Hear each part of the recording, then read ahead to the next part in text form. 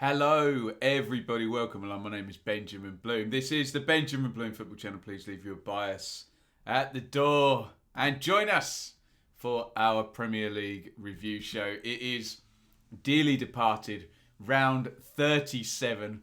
What a day, what a week, what a season. But we're getting through a 3-game week in the Premier League at just the wrong time while all the playoffs are happening. But we're going to get this done, and we're going to be back previewing round 38. Maybe we can do that on Saturday, actually, because the game's not taking place until Sunday, are they? But quite a good round, this midweek one, for a couple of our dearly departed. We're going to get into all of the games, as ever, for Sheffield United, Aston Villa, Leeds, Fulham, West Brom. But before we do, let's say a big thank you to Jay Coyle, dearly departed, also known as Ben. Couldn't bear to lose, as Jay has been with us all season as our fan sponsor, for this show, and we thank him kindly. Got involved on Patreon. You can do the same. Patreon.com/Benjamin Bloom. Here are your round 37 results. And it was Manchester United 1, Fulham 1. Nice. Already down, but hey, a draw away at Manchester United. Look, we had a Sheffield United win there as well earlier in the season, didn't we? Southampton 0, Leeds 2. For a while, in form, Leeds were in 8th position. Unfortunately, they did drop down after that, but impressive stuff again from Bielsa. Brighton 3, Man City 2. End of season stuff that, isn't it? Chelsea 2, Leicester 1. They would have preferred to win the cup final, I'm sure. Everton 1, Wolves 0, which was bad news for Leeds. Newcastle 1, Sheffield United 0. Another defeat for the Blades. Another win for Newcastle. Spurs 1, Villa 2. An away win, the first one for a while for Aston Villa. I think it is. Anyway, it doesn't feel like Villa have won anywhere for a while. No, they did win at Everton, didn't they? My bad. You know what I'm saying. Palace 1, Arsenal 3, Burnley 0, Liverpool 3, and in a game that was shortly followed thereafter by Sam Allardyce's statement saying he was leaving West Brom, it was West Brom 1, West Ham 3 in a big Sam derby. As ever, we will look at all 5 games for each of our teams. We're going to cover them, and we will go from the highest ranked to the lowest ranked, which means first, we're going to be talking about Southampton 0, Leeds 2. And Leeds' excellent form continues, and a couple of interesting sort of wrinkles in the team selection, because you may have spotted briefly as I put it up there. We'll go through it properly in a sec. Kiko Casilla in goal over Ilan Meslier. For whatever reason, Bielsa has decided that Casilla will play the last couple of games of this season. A interesting figure, Mr. Casilla. Remember, came in January window 18-19, where Leeds ultimately couldn't get the job done, losing in the playoffs that season. And Kiko on safari was a bit of a theme, wasn't it? And in the end, and expensive, we think, if we know what we know about his wages, goalkeeper was replaced by a much, much, much younger model, as they would say in other circumstances. So Casilla in goal, Ayling, Llorente, Cooper returns, Dallas, Alioski, Phillips. I think he only plays one half Phillips in this one. Rafinha, Rodrigo starts, Harrison and Bamford. And look down the bottom there, it says Click and Cock out. Well, Mr. Bielsa has said, it's okay, your work is done here, go and get ready for the Euros. And it's only sort of 4 or 5 days, I know, but it's another 2 games that they won't have to play in this crazy COVID schedule. There is your Saints team: McCarthy, Walker-Peters, Stevens, Vestergaard, Salusu, Gineppo, Armstrong, Ward-Prowse, Wilcott, Adams and Teller. No Ings in the starting lineup, which we did raise as a possible issue there when I predicted a draw in this game. But Leeds were better than that, and they won again. Goodness me. There is Pat Bamford sneaking that one in on the near post there. I suspect the keeper, McCarthy, thought Bamford was going to smack that. And in the end, he just tickles it, doesn't he? And in it goes from Pat Bamford. And how many is that now? 16, I think, for the season. What an excellent season Bamford has had. And there is Tyler Roberts. I believe that must be his first one in the Premier League. Mustn't it? It was. It looked like a kind of counter in the first instance, and then the ball's actually been shot and then returned. And Roberts, cool as you like there, strokes it in. I think McCarthy against just got his weight on the wrong foot, and Roberts just slides it into the corner for 2-0. And Leeds can't stop winning, can they? For goodness sakes, there are your numbers. 51-49 on the possession. 18 shots for Southampton. Only 3 of them were on target, weren't they? So think of that what you will. 2 big chances to 1 for Leeds. And also look at the XG in the shot map. 2.15 on the XG for Leeds. They created plenty, didn't they? And they got a clean sheet. Cressey did. They took their chances and they won the game. And as I mentioned, Leeds were 8th before Arsenal and Everton played. We knew that was going to be the case, that if they won with Arsenal and Everton playing on the next night, that it could switch around. But unfortunately, the results go against Leeds. I mean, look, we're in first world problems territory here. It's brilliant. And look down, Leeds guaranteed top 10. They will be our first dearly departed champions, our highest ranked team there. So well done, Leeds. I'm sure after Mr. Bielsa's illustrious career, being the inaugural dearly departed Premier League champions will mean everything to him. But yeah, tremendous stuff. You can see the 3 straight victories there. Next weekend, or the weekend coming, it is Arsenal versus Brighton. And it is Manchester City versus Everton. Leeds will play West Brom. So, if Everton were to lose and Leeds were to win, and if Arsenal, well, the goal difference does work in Arsenal's favour, so really it does need a defeat, doesn't it? But put it this way, if Leeds can win against West Brom, there is a chance that they could finish in 9th or even higher, potentially. It'd need a nice round of results to all go for Leeds. But look, brilliant stuff. And 10th place guaranteed. Leeds fans, get in the comments. Anyone predict 10th? Anyone predict top half? That is excellent work. So huge thumbs up. Big picture there for Leeds. Southampton, 14th. They're going to finish in and around. They can't get... Oh, actually, look, 12, 13, 14, 15... 16, all still potential movable positions going into the last day. But Southampton, like many teams who aren't in receipt of huge amounts of money from Champions League and things of that nature, quite happy just to be in that pack, not going down. So you know the deal in the Premier League. But brilliant stuff from Leeds. One more to go, and then we'll do our proper season review for Leeds and Villa, obviously. We've already done the 3 relegated teams. We had to, as each one of them fell, sadly. But brilliant stuff. Get your comments in on Leeds and the win at Southampton, and Bielsa sending off Koch and... who was the other one who went? I can't remember. Who else did he rest? Click, the poll, exactly.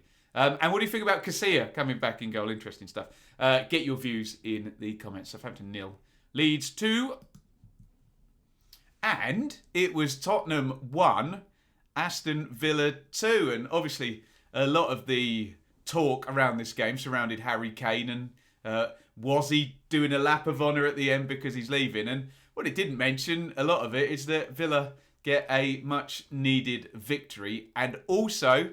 let's not only just wear our dearly departed hats, let's wear our England hats. Grealish in from the start, and he played 70, if I can sort my eyesight out, 73. I think that says, tiny little letters there. Now I understand the people that send me comments moaning that the images are too small. I've got my nice big screen here that I'm filming on, so there you go. You got some empathy for me. There is your Villa team. Martinez, Konza at right back. Interesting. Over El Mohammadi. I wonder why that is, especially against Heung-min Son. You'd think you want a dedicated fullback. Hey, they won, so we'll give it a tick. Courtney Hawes, Tyrone Mings, Matt Target across the back. McGinn and Nakamba. Douglas Luiz on the bench. Interesting. Traore and El Ghazi with Grealish at number 10. I suggested they would move other players around to accommodate Captain Jack on the left-hand side, but no, he goes in the number 10 position. Interesting. Ollie Watkins up top. Lloris in goal for Spurs. Tanganga, Alderweireld, Dyer, Reguilon, Højbjerg, Winks, Bergwijn, Ali, Son, Kane. No Bale in the starting lineup. He's going to come on. As Grealish goes off, ships passing the night there, those two. And it was a Villa win. Here are the goals. Steven Bergwijn, really good goal this. He's just kind of getting it under control and it's a bouncing ball and he moves in off the left inside and he really slams that home on the run there, on the half volley with the right foot. Excellent work by him for 1-0. Looked like a pretty good penalty shout for Ollie Watkins in this one. Perhaps Mr. Watkins, who was in receipt of a second yellow card for simulation recently and served a suspension. Perhaps his reputation foregoing him here because there was clear contact between Hugo Lloris and Ollie Watkins. Anyway, didn't matter because Villa are going to get 2 goals and, I mean, just a bizarre one from Reguilon here. Yes, you can shank a clearance every now and then, but you're not normally this hapless that Reguilon. So the cross has come in from Bertrand Traore, who you can see in the corner of the box there. Reguilon slices at it with the right foot and it flies into that gap to Lloris's left. I think Ollie Watkins found it quite amusing from what I could see of the replays, but a bizarre own goal, 1-1. And I'm afraid it's Reguilon's mistake again, number 3. And Watkins bustles his way in to put in his 14th of the season. Let's forget this slightly boring now back and forth between Leeds fans and Villa fans and the Watkins and Bamford thing. And let's say 30 goals between the two of them, who both played in the Championship last season. Brilliant stuff. Watkins, excellent. And that turned out to be the winning goal. So 2-1 to Villa. And it looks really flat from Spurs, doesn't it? Look, 20 shots for Villa, only 4 on target. 1 big chance apiece. So let's be fair and let's be reasonable. And obviously I'm very pleased with my dearly departed hat on that Villa have won. But this game did swing on a couple of errors by the same player. Not wanting to pile in on Reguilon, but Villa will take it. And Villa are guaranteed now they will be finishing in 11th place. So, look, Leeds have taken the honours there in terms of the dearly departed. But this is great, isn't it? Leeds 10th, Villa 11th. Both of them in the middle of the table. And remember, Villa went into the last game of last season with the possibility at West Ham that they would be going down.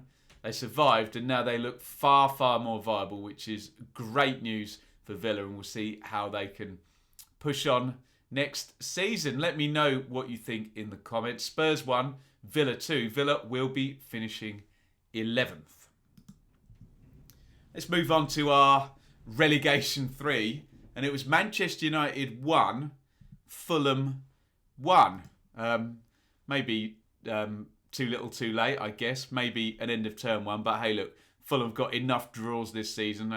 A win would have made me say too little too late. But hey, it's a point at Old Trafford against one of the leading lights in the division in Manchester United. There is the Manchester United team. De Gea, Shaw, Tuanzebe, Lindelof, Wan-Bissaka, McTominay, Fred, Pogba, Fernandes, Greenwood, Cavani. So plenty of firepower. And Manchester United lost their last 2 home games, haven't they? 2 in a couple of days last week to Leicester and Liverpool. So They wanted to win this one, obviously, but they didn't. And this was the Fulham team they didn't win against. Areola in goal, and the return as captain as well of Tim Ream. Joking on Twitter the other day with someone. Oh, is Ream, Hector, Brian, Ruddock, Kearney, Mitrovic, Johansson back from QPR? Are they just going to go with their championship team again? Well, Ream is back with Adarabio and Lamina across the back. There's Bobby Reid and Joe Bryan, Harrison Reed and Guisa. Fabio Carvalho plays again. He scored at Southampton, didn't he? Lookman and Cavallero is the rest of that team. And they're going to get a 1-1 draw. But after some spectacular work from Edison Cavani, look, Areola's done at that point, isn't he? Right up on the edge of his box. And Cavani on the run, full pelt, just clips it over the keeper's head and drops it down into the back of the net from way out. But that wasn't the whole story. There is Joe Bryan. You can see Bobby Reid at the top right of the picture there. Has crossed it in and headed in past David De Gea, not Dean Henderson, who's had some links away actually, by Joe Bryan. Joe Bryan in the team. And again, how many of these players are going to play 30 games now in the Championship, having not really been used in the Premier League? How many are going to be happy to do so? Hey, the contract says they're going to play, then they're going to play, whether they like it or not. But it does seem an interesting exercise from Fulham, doesn't it? Manchester United 57 on the possession, 13 to 8 on the shot. It's only 6 to 5 on target. And then look at the shot map and the XG, much tighter. And the chances Fulham created were more frequent and higher quality compared to the chances Manchester United created, and very tight on the XG, 1.01 to 0.99. So maybe, if you class the penalty boxes, yes, I'm aware that Cavani's goal comes from way outside the penalty box, but reasonably viable performance, I think, from Fulham. But as we all know, too little, too late, and Fulham are done. And here's the evidence. Only 5 victories this season, and now for the bottom 3, a particularly embarrassing gap, an 11-point gap between Fulham and Burnley. Fair, closed up actually, 1 point over this round, but hey, miles off, haven't they, in the end? Fulham, West Brom and Sheffield United, who we'll go on to talk about in just a few seconds. Get your thoughts in, particularly Fulham. Ream back now, Bryan back. Is that Parker starting to... Are they players that he's going to go back to now when maybe a Joachim Andersen disappears away from his loan, or a Lookman, or a Lamina, Areola? I don't expect they're going to be there next season in the Championship, are they? Let me know your thoughts. And in isolation, it was a good result, but in the big picture, ultimately meaningless as Fulham are going down. Manchester United 1, Fulham 1. Thoughts in the comments. It was West Brom 1, West Ham 3. And really, the bigger story came after the game. Sam Allardyce will not be the West Brom manager next season. You can comment on that in this video if you want. I have, however, done a separate video reacting to that. So if you want to comment on that, maybe you'll get a bit more interaction with other subscribers over on that video with this subject. And it was Big Sam's West Brom, it's easy for me to say, losing to his former team, West Ham. It was Johnson in goal, Furlong, Ajayi, Bartley, Townsend, Maitland-Niles, Yokuslu, Gallagher, Phillips, Pereira. Robson Kanu gets another go up top. For West Ham, they've been very good this season. Randolph, Soufal, Dawson, Ogbonna, Cresswell, Rice, Soucek, Fornals, Lingard, Ben Rama and Antonio. Here are the goals. But first, this is a not goal. Declan Rice missing from the penalty spot. Obviously, as an England fan, it's very nice for me to see Declan Rice back after his injury, but maybe we could just have a ban on England players. Just let them score penalties now. We need England players scoring penalties ahead of a major tournament, don't we? But, well, Johnston might well, the keeper there, might well be in the squad. So I could reverse that and say that's a possible England keeper not conceding from the penalty spot as well. whichever way you go. Rice missed. He hit the post. 0-0. And West Brom take the lead. The normally excellent Thomas Souček there, just getting in Randolph's way. He gets eyebrows on it. You can see Randolph going for the punch. And an own goal there by Souček from Matías Pereira's corner. His end to the season has been very impressive, and he's a very saleable asset for West Brom, should they choose to. And there's the classic score at both ends. Souček sticking that one in from Ben Rama's cross. And are we in hashtag even I could have scored that one mode right on the goal line? But hey, right place, right time. It's not a coincidence that Souček manages to find himself there from midfield on a regular basis. Here's another set play goal from that corner. Cresswell pops that one in, and there is Ogbonna, and we've seen him score pretty much exactly the same goal against Leeds, actually, in one of the watch-alongs we did earlier in the season. Ogbonna strikes 2-1, and here is Michael Antonio to make it 3, slid in by Jesse Lingard, who's probably going to be considered one of the signings of the season, isn't he? 3-1 to West Ham. And, well, looking at those underlying numbers, they were good value for it. Not very typical Big Sam to concede 5 big chances and a 3.48 on the old XG, and the shot map littered with West Ham chances. So we think a pretty viable win for the Hammers, and another defeat for West Brom. We've already seen that bottom 3. West Brom 13 points adrift of safety, already relegated, I think, 2 games ago now, wasn't it? Well done to West Ham, they're up in 6th. But really, the big story now, Allardyce will not be at West Brom next season. So if you want to comment on that, or go and check out the other video I've made on that, then maybe we'd be better off talking about that than another West Brom defeat in a season that's already confirmed as a relegation. Let me know what you think either way, and go check out the other video. It was West Brom 1, West Ham 3. And finally, it was Newcastle 1, Sheffield United 0, a 29th defeat for the Blades this season. Are they going to bring up a horrible 30 defeats in 38? Let me just scroll down here off screen and see who they're playing at the weekend. I mean, every game's a hard game. Burnley at home. Can they avoid defeat against Sean Dyche's Burnley in the last game? You tell me. They couldn't avoid defeat against Steve Bruce's Newcastle, who consisted of Dubravka, Richie, Dummett, Fernandez, Kraft and Murphy, the excellent Willock, Shelby Almiron, Joe Linton, and I guess the equally excellent Saint Maximin.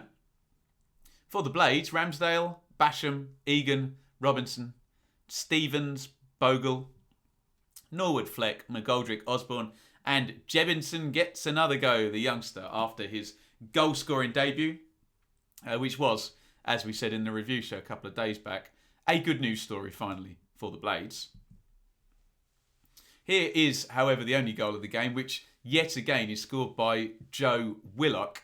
Now, he's going to have an interesting future, isn't he? Will Newcastle put in a bid big enough to get him? Will Arsenal be willing to sell him? Will he want to go back and try and get into the Arsenal team? Will other clubs come in for him? I don't know. He's had a great loan spell. What you don't see in that goal is, well, A, the cross coming in from the right, and B, Saint Maximin plays a brilliant key pass to break the lines there to set up the cross in the first instance. And that was enough. We should flag up a couple of excellent saves by Ramsdale, who we've said a few times now has improved through the season and surely will be one of the better goalkeepers now in the Championship. Now he's properly settled at Sheffield United. There are the numbers. 3 big chances to 1 in Newcastle's favour. Shot map and XG 1.85 to 1.02. 5 shots to 1 on target is maybe more a reliable metric of that. Dave McGoldrick did have a couple of close calls, but I think one actually hit the post, didn't it? And one just drifted wide. But in the end, yes, defeat number 29. And Newcastle have gone on quite the streak, haven't they? do you remember watching, if you were there, it was the watch along between Villa and Fulham, where Fulham took the lead and were going above Newcastle. Fulham are now 14 points behind Newcastle. And you can see there, even just in those last 5 games, 7 points for Newcastle and a good run leading up to that. And they're up to 42 and 22 points ahead of Sheffield United. They are finishing. The Blades are going down. They're not going to be the only manager going down. The only team going down, looking for a manager. Now we know about Allardyce. So, again, you can comment on this game, or what do we know now? More of these Slavica Jokanovic links to Sheffield United. Let me know what you think in terms of... I'd like to hear about Ramsdale, if you want to talk about him as well in the comments, and particularly the manager. That's the elephant in the room, really, isn't it? So... get your thoughts in Sheffield United losing 1-0 up at Newcastle. That's our show. Thank you again to Jay Coyle, dearly departed, also known as Ben Couldn't Bear to Lose Us. Thank you so much to Jay, who supported all the way through the season, getting involved over on Patreon, patreon.com/Benjamin Bloom. Obviously, look, I'm trying to make a go of this, and I need your guys' help. Subscribe, Patreon, superstars like Jay with the fan sponsorship as well, and we're getting closer now. So thank you from the bottom of my heart to everybody who's subscribed, liked, read a comment, even the trolls, hey, even the ones who disagree with literally everything I say but still keep watching. Thank you to those people. I've had my say, now you have yours in the comments. Leeds guaranteed 10th now, Villa guaranteed 11th. We'll get season reviews done on those sides pretty soon, I hope. Certainly should be ready for at least Monday. Fingers crossed. I don't want to make promises I can't keep. Done enough of that, it feels, recently with my workload. Thank you, everybody, for watching. Again, the season reviews for our bottom 3 are already up, so you can go and check them out elsewhere on the channel. One more preview, one more review, and then the dearly departed season is all over. And we will welcome Norwich and Watford to join Leeds and Villa. And, well, I can say the favourites now, both with 1-goal leads, are Bournemouth and Swansea. But Brentford and Barnsley will still have a big say in who's going to be joining the dearly departed next season. And I suppose we should say congratulations to Leeds, who are now confirmed as the dearly departed champions for this first season of hopefully many of this show. Thank you, everybody, for watching. And it's a big over and out from me. Thank you so much for watching. If you enjoyed this video, please hit the like button to see more videos from this channel. Hit the subscribe button, and to be notified every time we upload. Ring the bell for those notifications to come through on your device. If you really want to support the channel and me as a content creator, I will be eternally grateful if you head over to the merch store and grab something, or support over on Patreon, patreon.com/Benjamin Bloom. Thank you for your time. Go and watch another video.